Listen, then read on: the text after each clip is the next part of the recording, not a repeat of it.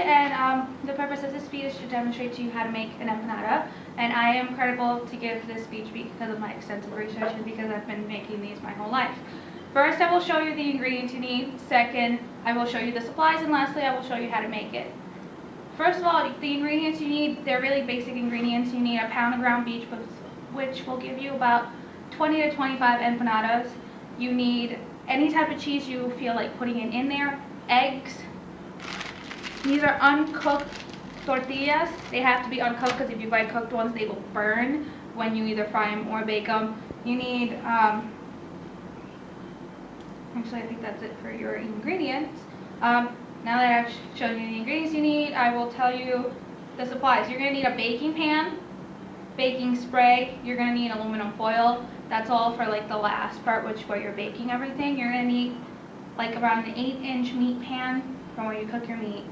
You're going to need a spoon, a fork, little brush like this, and a potato masher when you want to, separate all your meats because they get to really big clumps.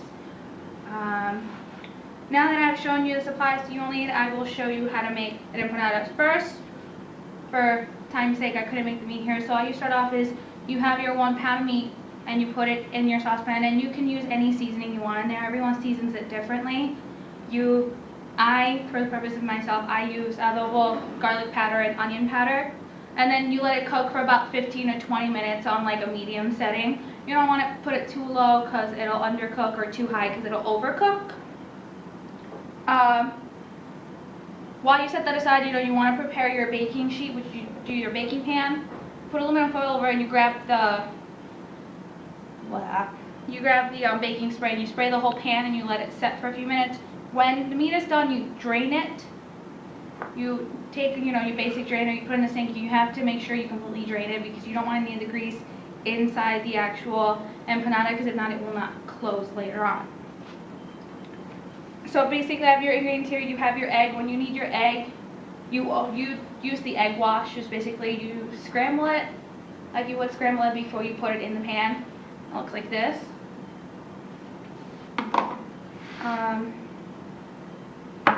You have to, according to fooddetwork.com, you have to preheat your oven at 375 degrees for at least 10 minutes for you to be able to bake these properly.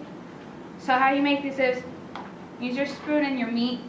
You have to make sure, like I said, it's chopped up properly. You only need a spoonful of your meat because if you overstuff this, it will not close or it'll break while you're making it, and you really don't want it to break for you. You just put 1 spoonful of meat right here around the middle for now. Chop up whatever you can chop up, and then you grab your brush, goes into your egg wash, and you just do a circle around the whole corner of all of this, just a full circle here. Make sure you really get a lot of this on here because this is how you close it. After you put your meat in there, you fold it together like this, and with your fingers squash it down at all the corners so it starts sealing itself up. And then this is where your fork comes in. This is a typical way of closing it. I find a lot of people find this weird, but you use your fork and you literally just go around the whole edge of this and make sure it's indented. This is where actually the empanadas get their shape from.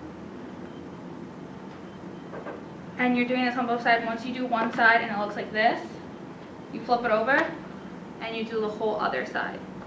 And you have to make sure you do this properly because this will prevent it from opening when you're frying it or baking it. It'll prevent all the food from coming off. So, looks just about like this.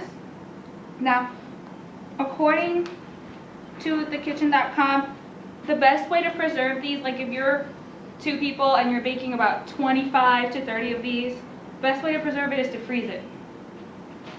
So the ones, this is before you start cooking the ones you're going to cook. You grab these, to freeze, you lay unbaked empanadas side by side on a parchment lined baking sheet. Make sure they don't touch or the empanadas will freeze together and they're a really bad hassle to pull apart later on. You freeze them till solid like that, and then you stick them into freezer bags or Ziploc bags and stuff like that, and then you just keep them stored in your freezer somewhere. Now, to baking these, you grab the baking sheet you had already on the baking pan and you line these up again, not touching. You don't want them to be touching while they're in there. You line them up separately however you want, and you stick it in the oven. And you bake it for only 5 to 10 minutes. If you bake it too long, the meat inside will be overcooked and it'll be really chewy, and you do not want that. Now, in conclusion, the purpose of this speech was to show you how to make an empanada. First I showed you the ingredients, then I showed you the supplies you need, and last I showed you how to make the empanada. I'll leave you with a fun fact. The name empanada comes from the Galician, Portuguese, and Spanish word empanada, meaning to wrap or coat something in bread.